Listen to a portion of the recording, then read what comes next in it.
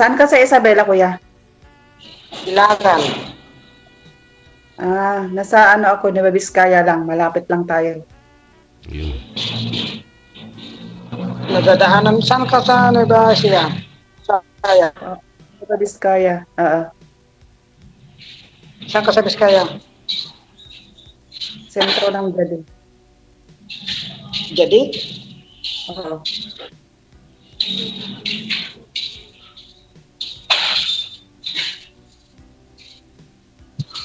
Natulugan dyan. Huwag kang mag-Ilocano. Bawal dito. Tagalog ka. Ay, bawal ba yun? Oo, bawal yun. Hindi nakikinig Bawal siguro. mag-Ilocano dito. Hindi nakikinig ng instruction lang siguro si sir. Ay. Nakikinig.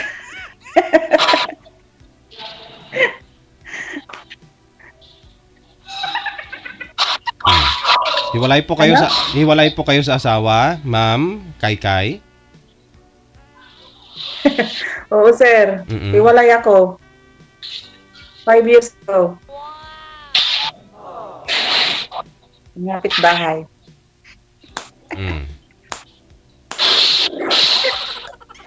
Ikaw, sir, may asawa ka ba? Wala. Talagang single na single? Oo, dati may asawa din ako pero nag-abroad. At tapos, ibang nangyari. Pero may anak kayo?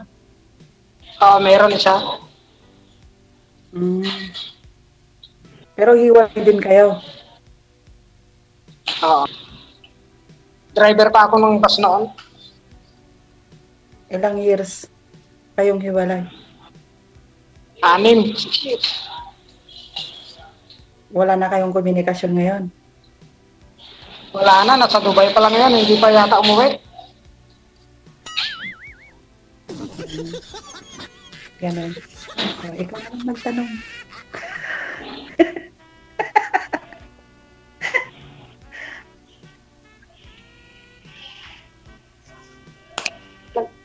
Ilang taon ka na? 40. No? 40. Ikaw, kuya. Kuya ba kita? 43. Di kuya.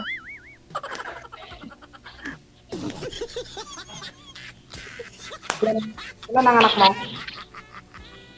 Wala. Single nga ako eh.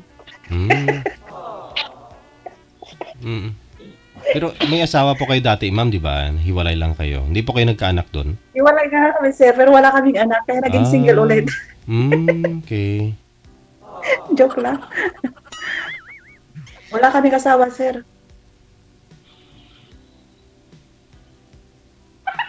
Ay, wala kaming asawa.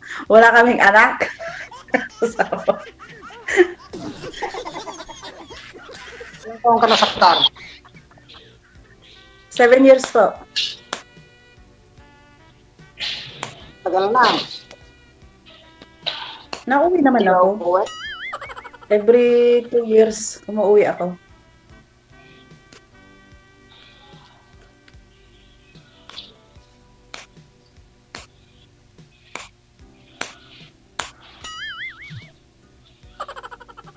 Wala nang tanong si kuya eh. Ewan ko, umbot sa langaw. Bakit po, ma'am? Bakit po kasi hindi kayo nagkaanak, ma'am? Bakit today ho kayo nagkaanak, ma'am? Lagi po kayong wala? Hindi po kayo nagsasama? Nasa abroad ka palagi? Oo, sir. Lagi ako na dito sa ibang bansa. Tapos naghiwalay po kayo dahil sa pag-abroad mo? Oo. Kasi okay. ano siya. Iba kasi yung ano niya yung tawag doon, yung bang mayabang, walang trabaho. Tapos, para bang gusto niya lang nagtatanggap lang ng pera. Ganon. Okay. Pinigyan ko siya ng sari-sari store niya. Wala naman nangyari. Kaya, ano pang gagawin ko yun? Uwiin ko na lang sa kanila. Bisaya yun, taga Negros. Oriental. Oo. Saan naman kayo nakita ng tao mo lang? Sa Cavite. Dati. Dapat nagkita na tayo na nung bus driver ako eh. Anong bus? Sa Florida. Florida. O yun naman lagi ko hindi. Ang sinasakyan ko lagi, Royal Eagle eh. Pag pupunta ko, Pasay ako kasi. Mas malapit ng airport.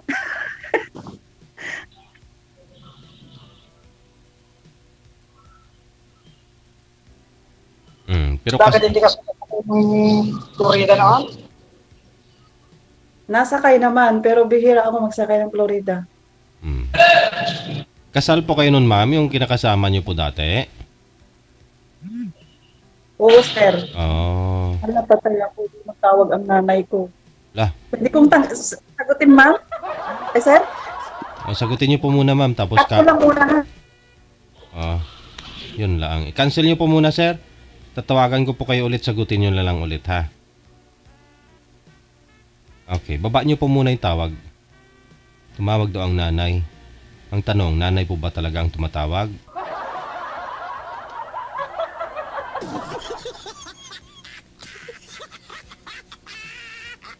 Sige.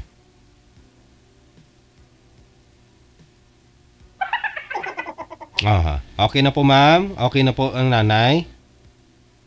Sige po, kasi yung amo ko, tinatawagan ako, gagawa ako ng pagkain nila. Kala ko po ba talaga nanay mo ang tumatawag? Oh, nanay man ang tawag namin. Nanay. Nanay ang tawag namin sa matanda dito, nanay ng amo ko. Nanay na rin. Okay. Oo, nanay ko rin. Kasi matagal na eh. Hindi nanay ko lang eh. Alam- Sir, sige na ha, mamaya na lang ulit. Ano na lang ako nun, i-message na lang niya ako kung gusto niya ako kausapin. Nasa sa inyo na po yan, ha? Maraming salamat kasi marami po kayong mga bagay na dapat pag-usapan nyo ng live, no? Na para alam naman po niya na public. Pero kung gusto mo na private talaga, nasa sa inyo pa rin yan. Ikaw naman yung girl eh. Kasi kahit may isa, wala siyang naitanong kay sir. No? Anong bus company lang yung minaman ni Yuni, sir. Yun lang natanong niya eh. Hindi niya tanong kung ano ba yan, hiwalay sa asawa o baka dyan yung asawa sa katabi. DJ Joe.